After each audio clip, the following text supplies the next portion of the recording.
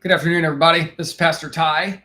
We are doing our sermon recap from this past Sunday where we covered Mark chapter 7, verses 31 through 37.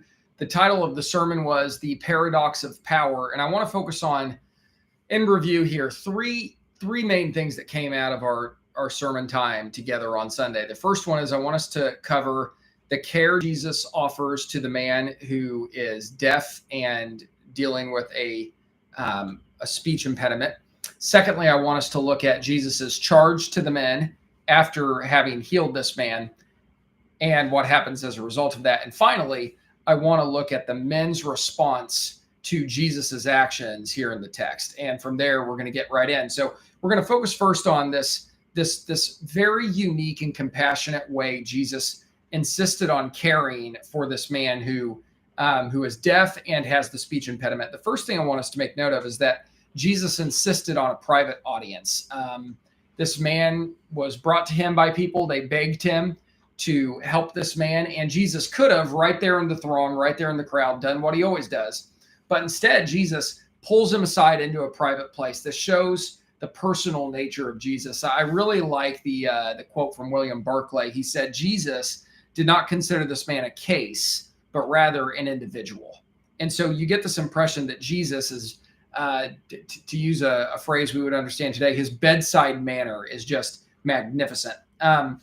The other thing from Jesus's care for this man that I think is really interesting is that Jesus chose to pantomime his care for the man. So prior to this man being healed, Jesus physically enacted what he was going to do for this man as he was in the process of healing him. So Jesus is going to restore his hearing, and he actually puts his fingers into his ears. He's going to open his tongue, and we're told that he actually puts saliva on his finger and touches his tongue.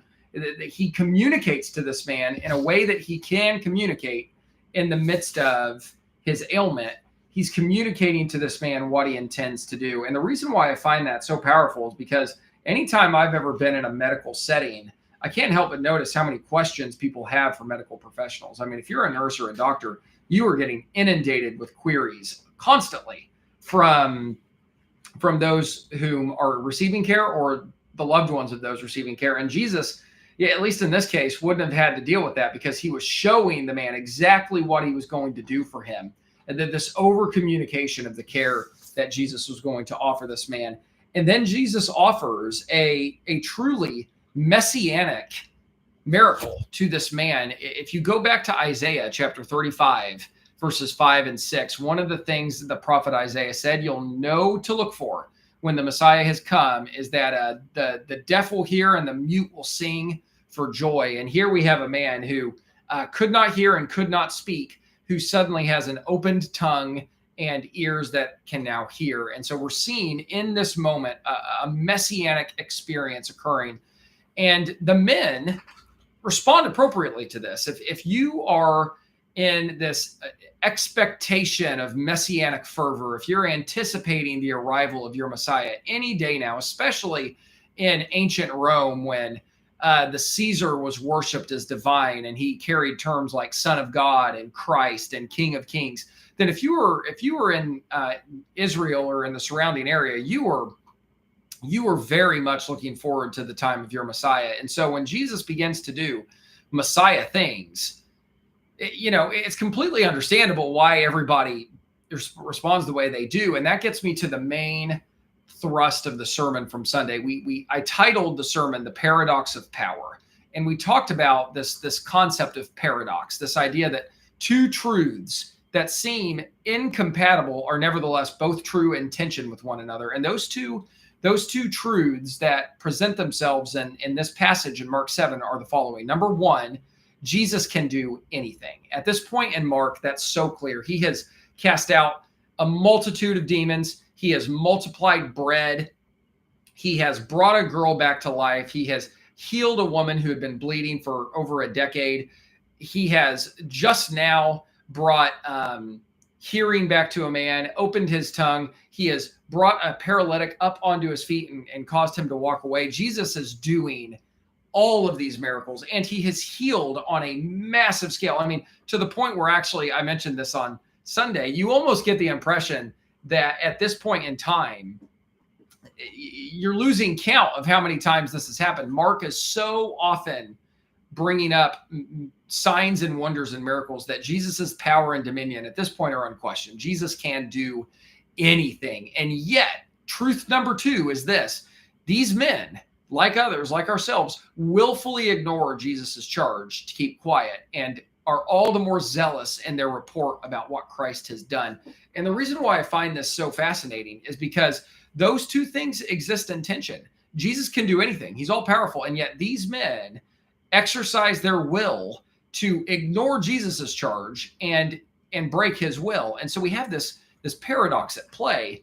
My former mentor, professor at Wabash College, William Plaker, put it this way: why would Jesus even want to stop these men from communicating what they've just seen? Here's what he had to say, quote, "Jesus does not want to be known in his true identity until it will be clear that suffering rather than power lies at the core of that identity.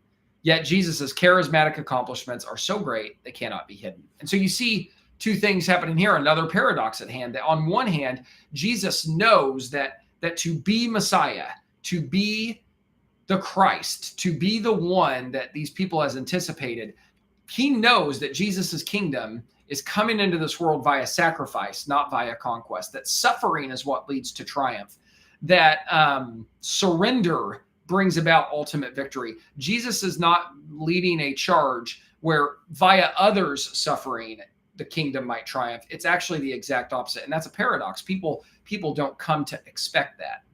And so what we have here in the text this week or last week is this idea that on one hand, the will of God can be broken. It's been broken by us. It was broken by these men over and over and over again. Jesus's will is broken. And yet at the same time, the providence of God is unstoppable. The things that God is bringing into this world for the salvation of mankind cannot and will not be stopped. What God has set out to accomplish will be accomplished. And no amount of rebellion, no intensity of rebellion can stop that. And yet the mystery is that Jesus invites us into this magnificent work, and we have wills of our own to either reject that invitation or to be part of that invitation. And so both of these things exist at once. Jesus can do anything, and yet these men can resist Jesus's will and his charge. The will of God can be broken, but the providence of God is unstoppable. And we see that in tension in the text today, and we celebrated that on Sunday. The last thing I want to cover before we go this week is the following. This statement by the men at the end, their response, why they're so zealous and why they can't help themselves but report what has happened. Their statement of faith about Jesus is as follows: he does all things well. I just love that statement. He does all things well. He's perfect. There's nothing Jesus doesn't do that isn't well, that isn't great, that isn't good and beautiful. And so we closed on Sunday with this sort of twofold application. On one hand, this phrase, he does all things well, for the Christ follower, that's personally challenging. To be one who identifies with Christ and identifies with Christ's salvation is to be someone who uses that as their measuring rod. Am I doing all things well as a child? Am I doing all things well as a sibling? Am I doing all things well as a spouse? Am I doing all things well as a parent, an employee, a citizen, a neighbor, a Bible reader, a worshiper, a prayer? At the very least, are we doing all things well as someone who was created by God? That's a challenge, right? And it's supposed to be heavy. That's supposed to be intense. And on the other hand, this is also pastorally challenging. If you are a clergyman and you claim to serve Jesus Christ in a ministerial context, then the challenge to do all things well applies to you. And for that reason alone, we mentioned on Sunday how the church in the West has to cool it with the yeah buts tied to celebrity pastors.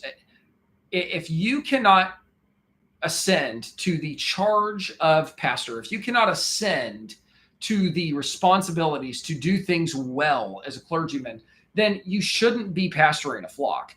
And so many churches around the country put up with and tolerate pastors who are below the threshold of what is expected as a pastor. And this is the part of the sermon where we went from preaching to meddling, and we talked about why people do that.